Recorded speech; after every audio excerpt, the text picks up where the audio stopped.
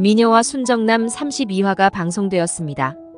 장수연은 김선영과 사이가 틀어진 이유를 자꾸 묻는 공진택에게 모든 사실을 말하고 무거운 마음의 짐에서 벗어나고 싶었지만 수연바라기인 공진택이 받을 상처를 생각하니 도저히 입이 안 떨어졌고 차선의 방법으로 이혼을 하자고 말하였습니다. 공진택은 단순히 김선영을 찾아간 것이 그렇게 잘못한 일이냐며 장수연의 날벼락 같은 이혼 통보에 당황해했고 홍혜교와 공대숙도 놀라긴 마찬가지였습니다. 홍혜교는 공대숙이 대리모를 들여서라도 공진택의 후사를 보자고 닥달할 때도 아무 소리 안 하던 장수연이 먼저 이혼을 요구하고 나섰다는 것은 분명 공진택이 밖에서 딴짓거리를 했기 때문일 거라고 생각하여 공진단을 시켜서 공진택을 뒷조사하게 만들었고, 공대숙은 장수연이 시집와서 아들도 못 낳고 한 일이 도대체 뭐가 있냐며 이혼 소리를 먼저 꺼낼 자격도 없는 장수연이 어이가 없어서 어차피 내쫓고 싶었는데 이참에 장수연이 원하는 대로 해주는 게 차라리 낫다고 생각하였습니다. 장수연은 집을 나가 호텔로 들어갔고 공진택에게 이혼 서류를 준비하라고 하였고, 공마리는 장수연이 이혼할 결심으로 가출하여 외박을 하였다는 것에 놀라 장수연을 찾아가 엄마가 이혼을 하면 나는 누구랑 살고 엄마밖에 모르고 살아온 아빠를 이제 와서 바보로 만들 셈이냐며 화를 내었습니다. 장수연은 그렇게 착한 공진택을 속여가며 사는 것은 이제 더는 못하겠다고 하고 공진택이 모든 사실을 알고 상처를 받기 전에 떠나주는 게 도리라고 말하면서 공마리에게 같이 가자는 말까지 하자 공마리는 자신은 엄마, 아빠 모두와 살고 싶은데 엄마 맘대로 갈라놓으려 하냐며 자신도 장수연처럼 앞으로는 마음대로 살아버리겠다고 말하였습니다. 홍혜교는 공진단을 시켜 공진택의 뒷조사를 하여도 아무것도 흠잡을 것이 없자 이혼의 이유가 장수연에게 있을 것이라고 짐작하여 김선영을 찾아가 장수연에게 혹시 딴 남자가 생긴 거 아닌가 물어보다가 결국은 장수연이 이혼한다는 소리를 내뱉었고, 소금자는 장수연이 제발 저려서 고필승이 아들이란 사실이 발각될까봐 두려워서 이혼하자고 하는 것이라고 단정을 지었습니다. 김선영은 아들을 버리고 친구를 속인 양심 없는 장수연이 이혼을 하든 말든 무슨 상관이냐며 장수연 얘기만 나와도 몸서리쳐 하는데, 소금자는 장수연의 이혼이 김선영의 가족에게 큰 변화를 줄 것이라고 예측하고 머리를 굴리기 시작하였습니다. 소금자는 장수연이 어린아이나 다름없는 공마리를 두고 이혼을 한다는 것이 말이 되나며 인간적인 면을 보이다가도 막상 장수연이 이혼을 하면 공마리를 고필승이 떠맡아 책임져야 하고 고필승의 앞길에 걸림돌이 될 것은 물론 장수연이 이혼했다고 대놓고 고필승을 달라고 할지도 모른다면서 장수연의 이혼을 반대하고 나섰습니다. 소금자는 장수연이 그동안 김선영을 속인 것은 정말 괘씸하지만 고필승의 친모가 지질이 궁상에 뒤늦게 엄마라고 찾아와서는 자식에게 빈대붙고 등쳐먹는 빈털터리인 것보다야 훨씬 낫다면서 고필승의 친모가 저렇게 번듯한 재벌집 사모님이니 여러모로 든든하고 나중에 공진택이 죽고 나면 장수연이 받을 유산이 모두 고필승의 것이 될 것도 분명하니 장수연과 굳이 거리를 둘 필요가 없다는 입장이었습니다. 김선영은 다른 건 모르겠고 장수연이 이혼을 하면 고필승을 데려갈지도 모른다는 불안감이 들었지만 그렇다고 해서 장수연과 다시 얼굴 보고 살 생각은 끔찍히도 싫었습니다. 홍혜교 역시 장수연의 이혼을 반대하는 이유가 지극히 이기적인 이유 때문이었는데요. 장수연이 이혼하고 공진택이 새 장가를 들어서 자식을 낳으면 공진단과 경쟁 구도가 될 것이 분명하니 차라리 더 이상 자식을 못 낳는 장수연이 낫다며 장수연의 이혼을 반대했던 것입니다. 장수연은 결국 공마리 때문에 이혼을 포기하게 되었는데, 공마리는 이제 마음대로 살아버리겠다면서 집을 나가 밤늦게 클럽을 다녔고, 장수연에게서 공마리의 가출 소식을 들은 고필승은 촬영을 나갔다가 우연히 공마리를 본 것을 기억해내어 다행히 공마리를 찾을 수 있었고, 장수연에게 이제는 자신 하나 버린 것으로도 모자라 철부지 공마리까지 또 버릴 작정이냐며 공마리가 상처받는 것은 죽어도 못 보니 이혼을 하지 말아달라고 애원하였습니다. 장수연은 마음을 돌려 다시 집으로 들어갔고, 소금자는 장수연이 이혼을 안 한다는 공마리의 연락을 받고 자신의 뜻대로 된 것에 아주 좋아하였습니다. 하지만 33화에서는 장수연이 이혼을 당할 위기가 찾아오는데요.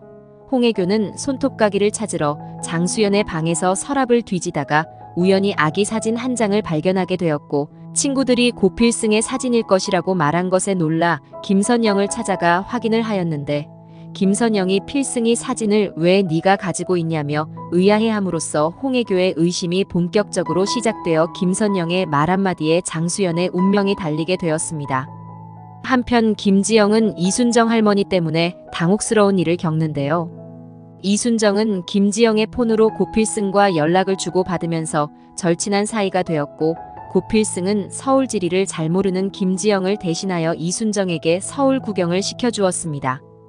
이순정은 고필승과 김지영의 마음을 꿰뚫어보고 두 사람을 이어주려는 마음이 있었고, 김지영은 고필승 덕분에 이순정이 웃고 행복해하자 고필승에게 고마운 마음이 들어서 친모 문제로 힘들어하는 고필승을 위로해 주었습니다. 이순정은 김지영 몰래 고필승에게 애교 섞인 문자를 보내는 등 사랑의 징검다리 역할에 최선을 다하고, 김지영은 고필승을 향한 마음을 억지로 누르며 살고 있는 중인데, 이순정의 돌발 행동 때문에 고필승을 볼 낯이 없을 지경입니다. 이순정 할머니가 서울에 살게 되면서 백미자의 마음에도 변화가 일어났는데, 백미자는 자신을 며느리로 생각하고 박도식을 아들 금동이로 착각하는 이순정과 계속 살아갈 생각을 하니 앞이 깜깜해지지만, 이순정과 김지영 덕분에 집안이 매일 시끌벅적하고 온 가족이 모여 사람 사는 냄새가 나는 것에 만족하고 다른 욕심은 내지 않기로 마음먹었습니다. 하지만 운명은 백미자를 그냥 내버려 두지를 않았고, 백미자는 사채업자들에게 걸려서 33화에서는 다시 악마와 손을 잡을 선택의 기로에 놓이게 되었습니다. 그리고 백미자는 문제를 해결하기 위해 어쩔 수 없이 또 공진단을 찾아가는 뻔한 전개가 진행될 텐데요. 공진단이 술을 먹고 백매자를 찾아와서 김지영을 만나게 해달라고 조르고, 박도라를 잊지 못하고 있다는 것을 아는 백미자는 이번에도 김지영을 팔아넘길지, 사채업자들로부터 가족들을 지켜낼지, 김지영도 드디어 엄마 백매자의 실체를 알게 될 것 같습니다. 33화에서 홍혜교는 김선영에게 사진 한 장을 보여주는데요. 홍혜교는 공대숙으로부터 장수연이 공진택과 결혼하기 전에 다른 남자와의 사이에서 아이가 있었고, 결혼할 예정이었다는 말을 들은 것을 기억해내고, 사진 속의 아기가 장수연이 낳은 아기가 아닌가 하고 의심하여 친구들에게서 확인 사살까지 하고 온 상황이었습니다. 김선영은 우리 필승이 사진을 네가 왜 가지고 있어? 하며 물었고, 홍혜교는 선영아 이거 진짜 필승이야? 하며 재차 물었고, 김선영은 그래 맞아. 근데 나 이 사진 너한테 보여준 적 없는 것 같은데 너 이거 어디서 났니? 홍혜교는 이 사진 수연이가 가지고 있던데 마리 엄마가 필승이 사진을 왜 가지고 있어?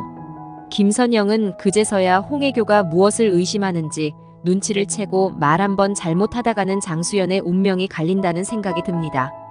장수연의 입장 따위는 눈꼽만큼도 생각해주고 싶지 않은데, 김선영은 문득 소금자가 한 마리 떠올랐고, 홍혜교가 작정하고 나서서 뒤를 캐면 고필승이 장수연의 아들이란 것이 드러나서 장수연은 이혼을 당하고 소금자의 말대로 대놓고 고필승을 찾아와 친모 행세를 할 것 같은 불안한 생각이 듭니다. 그래서 김선영은 대충 다른 말로 둘러대는데요. 이거 내가 수연이 준 거야. 필승이 어릴 때 수연이가 필승이 이쁘다고 해서 여러 장 중에 별 생각 없이 하나 준 거야. 그러자 홍혜교는 아무리 이뻐한다고 사진을 줘. 김선영은 수연이랑 내가 많이 친했잖아. 나도 마리 사진 하나 얻어서 가지고 있어. 친구끼리 그럴 수 있지 뭐. 김선영의 말에 홍혜교는 그렇게 친한 친구 사이가 요즘은 왜 틀어진 건데? 너는 왜 수연이 머리채를 잡은 건데? 요즘 마리 엄마가 하는 행동이 너무 이상하니까 그러지. 이혼한다고 생쇼도 하고 너 정말 수연이랑은 절교한 거야? 김선영은 자꾸 수연이 얘기할 거면 나가. 나 바쁘니까. 홍혜교는 바쁘긴 뭐가 바빠. 아직 손님도 없는데 어쨌든 이 사진 네가 수연이한테 준 거다 이 말이지? 하고 홍혜교는 돌아갔고 공진단에게 장수연의 뒷조사를 시킵니다. 공진단은 홍혜교에게 엄마 혹시 고필승이 형수님 아들일 거다 뭐 이런 상상하시는 거예요? 그게 말이 돼요? 친구한테 왜 아이를 줘요? 홍혜교는 얘 좀 봐. 말이랑 아빠가 다르니까 숨겨야 하니까 그런 거지. 필승이가 사실은 업둥이야. 그러니 너 앞으로 네 형수 일거수 일투족 잘 감시해. 분명 뭔가 꼬투리 잡힐 거리가 나올 거야. 공진단은 속으로 만약 고필승이 장수연의 아들이면 일이 재밌겠다며 공진택이 이 사실을 알게 되면 장수연의 제작사를 철수시키고 고필승이 모든 책임을 껴안고 나락으로 떨어질 수 있는 기회가 될 것이라고 생각합니다. 김선영은 집으로 돌아와 소금자에게 홍혜교가 필승이의 사진을 가지고 찾아온 이야기를 하는데요. 소금자는 정말 눈치가 백단인 불여시 같으니라고. 아니 말이 엄마는 도대체 필승이를 숨기고 살 작정이 있었던 게 맞긴 맞아. 뭐가 이렇게도 허술하냐. 지가 우리 필승이 사진을 왜 갖고 있어. 그걸 지금껏 안 들키고 산 게 용하지만 이제 진단이 엄마가 알아버렸으니 어떡할 거야. 그 입산 여우가 뭔 짓을 할지. 이러다가 정말 마리 엄마가 이혼당하면 너 어쩌려고 그래. 김선영은 저도 혹시나 해서 서로 아기 사진 교환한 걸로 핑계를 대긴 했는데 근데 수연이가 이혼을 하든 말든 전 신경 안 쓰고 싶어요. 우리 필승이는 장수연이 이혼을 하고 찾아와도 받아주지 않을 거예요. 소금자는 애미야 신경을 안 쓰다니. 이건 필승이 미래가 달린 일이야. 그리고 필승이가 마리 엄마를 안 받아줄 거라고 어떻게 장담을 하니? 그 집 쪽은 쳐다도 안 볼 것 같이 하다가도 마리한테는 금방 넘어갔잖아. 천륜이란 게 그런 거야. 어느 순간 나도 모르게 마음이 풀어져 버리는 거야. 몰랐으면 몰랐지. 마리 엄마가 자기 친모인 거 아는데 이혼당하고 불쌍한 눈빛으로 쳐다보면 외면할 수가 있겠냐? 그러니 절대로 마리 엄마는 이혼을 당하면 안 되니까 네가 싫으면 나라도 나서서 그 불효시 입을 단속해야겠다. 김선영은 어머니 맘대로 하세요. 하며 퉁명스럽게 답할 뿐입니다. 공진단은 사람을 시켜 장수연이 공마리를 낳은 산부인과에서 장수연이 초산이 아니었다는 정보를 입수하였고 홍혜교의 의심은 더욱 커져가서 장수연에게 사진에 대해 직접 물어봅니다. 수연아, 내가 보려고 해서 본 게 아니고 손톱깎이 찾다가 우연히 봤는데 너 왜 선영이 아들 필승이 아기 때 사진 갖고 있는 거야? 사실 장수연은 김선영의 집에 갔다가 그 사진을 몰래 훔친 것이었는데요. 김선영은 없어진 필승이 사진이 장수연이 가지고 갔다는 걸 지금에서야 알게 된 것이었고 장수연은 홍혜교에게 김선영이 자신을 찾아와 아기 사진을 보여주고 깜빡 잊어버리고 갔는데 자신도 그냥 돌려준다는 걸 잊고 있었다며 김선영과는 어긋난 대답을 하고 맙니다. 뭐야, 둘 다 말이 틀리잖아. 뭔가 있는 게 분명해. 홍혜교는 공마리에게 마리야, 너는 정말로 고필승을 그냥 오빠로만 생각하고 살 거야? 네, 근데 왜요? 홍혜교는 너는 친오빠도 아닌데도 그렇게 필승이가 좋다는 거야? 공마리는 친오빠면 어떻고 아니면 어때요? 내가 오빠라고 부르고 싶다는데 뭐 잘못됐어요? 홍혜교는 마리야, 내 엄마가 너 낳기 전에 네 오빠인지 언니인지 하나 더 낳았었어. 너는 네 친형제가 보고 싶지 않니? 남의 집 오빠를 오빠라고 따라다니는 거보다는 훨씬 좋잖아. 공마리는 홍혜교가 무슨 말을 하는 건지 눈치를 까고 울 엄마가 나 말고 무슨 아기를 또 낳았다는 거예요. 자꾸 이상한 소리 하시면 저 가만 안 있어요. 한편 백미자는 사채업자들에게 잡혀서 곤욕을 치르는데요. 백미자는 살려주세요. 저 보시다시피 아무것도 가진 것 없어요. 저 뒷조사해 보셨으면 다 알 거 아니에요. 집도 싸구려 빌라 월세에 입에 풀칠하기도 힘들어요. 그러자 사채업자는 이봐요, 백미자씨, 출소를 했으면 먼저 와서 인사를 하고 공손하게 밀린 돈을 바쳐도 봐줄까 말까 하는데 우리 눈을 피해서 쥐새끼처럼 숨어 살아? 백미자는 제가 감옥 가고 벌도 다 받았잖아요. 근데 이제 와서 이러시면 어떡해요? 제발 한 번만 좀 봐주세요. 사채업자는 여러 말 들을 필요 없고 내가 큰맘 먹고 내일까지 시간 줄 테니까 5억 가지고 와. 또 도망칠 생각해봐. 당신 두 아들 박도식, 박도준이 무사하지 못해. 겁에 질린 백미자는 내일까지 어떻게 5억을 만들어요? 내가 무슨 은행이에요? 이렇게 막무가내인 법이 어딨어요. 우리 애들 건드리지 말아요. 제발. 하자 사채업자는 건드리고 안 건드리고는 백미자 당신 손에 달려있어. 우리는 내일 돈 못 받으면 당신 집 쳐들어갈 거야. 하며 백미자를 협박합니다. 백미자는 겨우 풀려나와서 돈을 구할 때를 알아보는데요. 하루 만에 5천만 원도 아니고 5억이라니 하늘이 두 쪽 나도 김지영을 수백 번 밤무대에 올려도 구할 수 없는 돈인데 어떻게 하면 좋을지 몰라 심장이 요동을 칩니다. 백미자는 우선 생각나는 사람이 공진단 밖에 떠오르는 사람이 없었고 간절하게 부탁을 해봅니다. 이봐 공 대표, 내가 급한 사정이 생겨서 그러는데 이번 딱 한 번만 봐주면 안 될까? 나 지금 돈이 필요해. 이유는 묻지 말고 그냥 좀 해주면 안 돼? 내가 열심히 일해서 다 갚을게. 제발 내 사정 좀 봐줘. 부탁이야. 공진단은 자기가 김지영을 불러달라고 하는 부탁을 콧등으로도 안 들으면서 잊을만 하면 돈 달라고 찾아오는 백매자가 얄미워 죽겠는데요. 당신이 나한테 뭐라고 대체 뭐라고 툭하면 나한테 찾아와서 돈을 달래.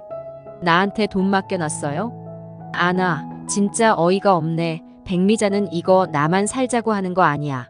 내가 살아야 우리 김지영 배우도 살고, 그러니 눈 한 번만 딱 감고 나 좀 도와줘.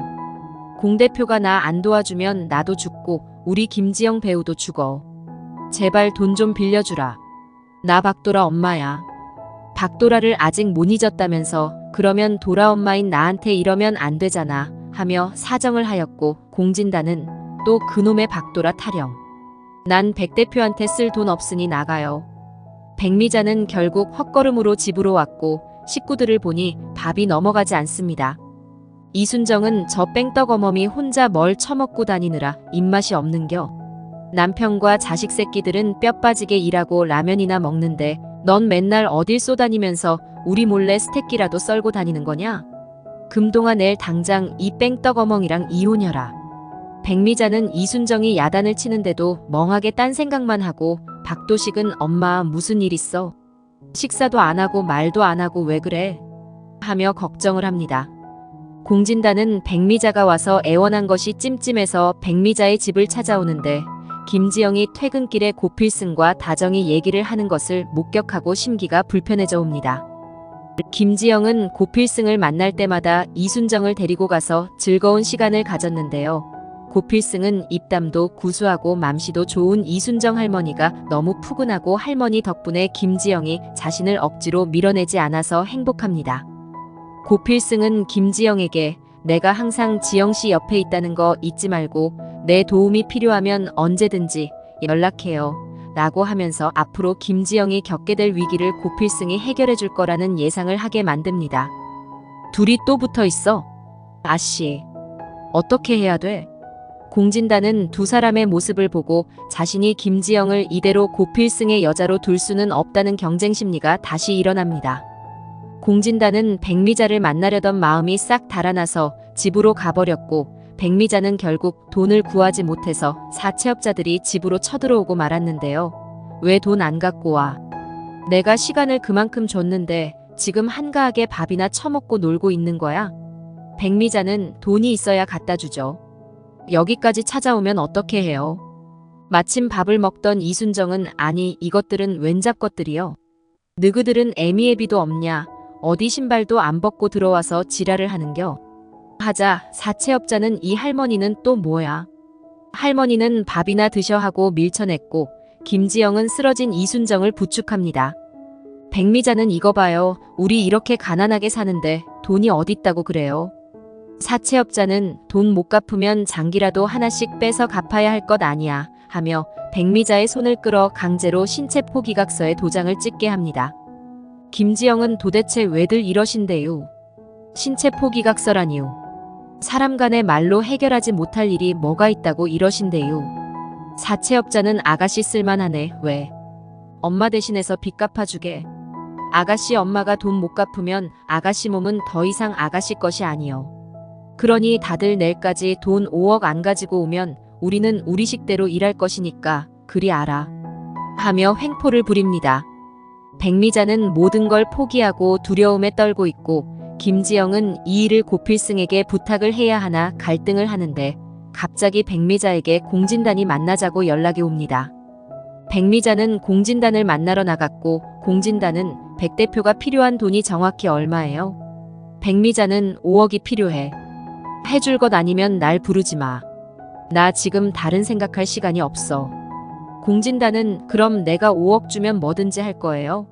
하고 말하자 백미자는 이제 살았다 생각이 듭니다. 공 대표 정말 5억 해줄 거야? 말만 해. 5억 해준다면 공 대표가 시키는 일은 뭐든지 다 할게. 정말이야.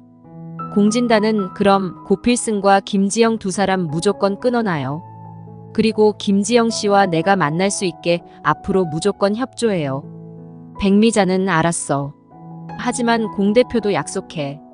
우리 배우 김지영을 불행하게 만들지 않겠다고. 우리 지영이 눈에 눈물 나는 일 없게 해줘. 공진단은 백미자에게 5억을 주고 백미자는 어떻게든 일을 해서 5억만 갚으면 그때까지만 김지영이 박도라인 것을 안 들키면 그 다음엔 헤어지게 하면 된다는 생각을 합니다. 백미자가 갚지 못한 사채비 때문에 다시 위기에 빠진 김지영인데요. 33화에서 백미자는 공진단과의 약속을 지키기 위해 고필승과 김지영을 떨어뜨리려고 김지영에게 드라마에서 하차하라고 하고 다른 드라마에 출연시키기 위해 국장을 찾아가 설득을 합니다. 공진단은 백미자와의 계약으로 김지영을 얻었다는 생각에 김태희와 파혼하기로 하여 공진택의 분노를 사게 되고 홍혜교는 김선영의 집에 갔다가 공진단의 친부를 만나게 되어 공진단의 출생의 비밀이 탄로날까봐 다시 장수연에게 잘 보이려고 애를 씁니다. 시청해주셔서 감사합니다.